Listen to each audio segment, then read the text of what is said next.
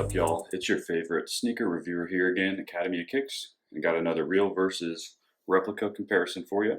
So let's go ahead and get into it. See if you can tell which one is the authentic and which one is the replica.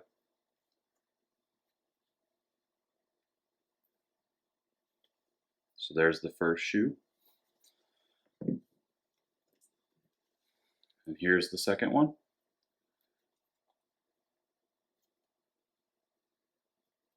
I'm sure you can see some differences. So the authentic version is going to be this sneaker here, and this is the replica version. I'm going to share the information from where I got these down in the video description so you guys can go ahead and get these if you like replicas. So just to start with, I'm going to give you an overall appearance, and I'm going to point out things here on this authentic version. So things I want you to note are kind of the opaqueness of this overlay. This is one difference that you'll notice on the replica. And then on the back, notice the width of the shoe here. It's kind of got an hourglass figure, almost like a Jordan 1 on the back side here. And then just the placement of where these stripes on the inside and outside line up on that shoe. When looking at the replica version, you can tell the opaqueness is just a little different there. It doesn't have much of the hourglass here, but I don't think that that's a huge component on this sneaker. And then you look at the stripes here, compared it to the authentic up top. There's just a few more lines visible through that oval or the window. And then same thing for the bottom one. There's going to be a few more lines here. A little bit better on the outside than it is the inside, but you can see them together with the opaqueness of that overlay.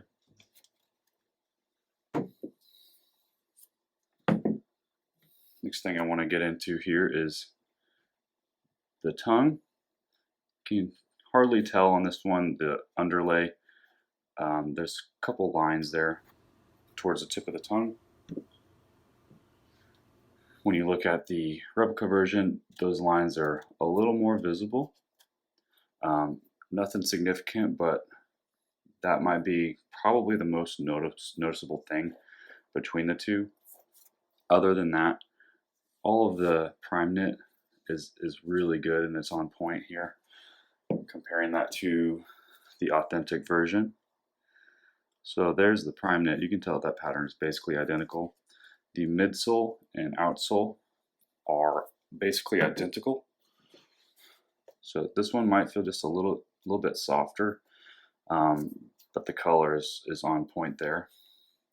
Shape and everything, it's really good there. Bungee laces here on the authentic version.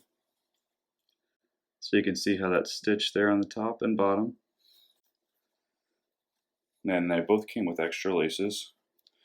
So I'll show those two towards the end. And here, the laces are a little bit longer here on the replica. You can see they basically are finished right there on the authentic.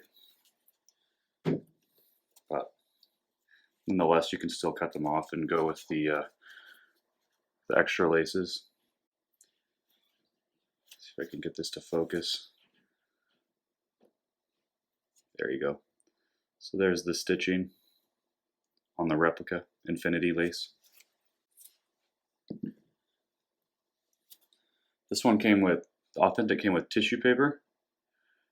The replica did not. Let's go ahead and look at the insole.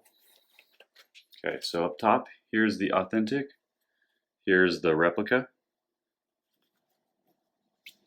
I don't think you're going to be able to notice any differences between the two of those, because I can't tell with the naked eye. And then looking at the top, the replicas are usually slightly more embossed on the Ortholite branding and more defined. So I think the replicas usually get this better than the authentic. But there's your overall view.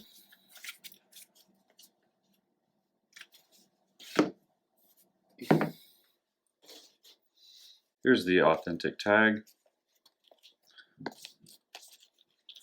side by side with the replica. Replica is going to be this one.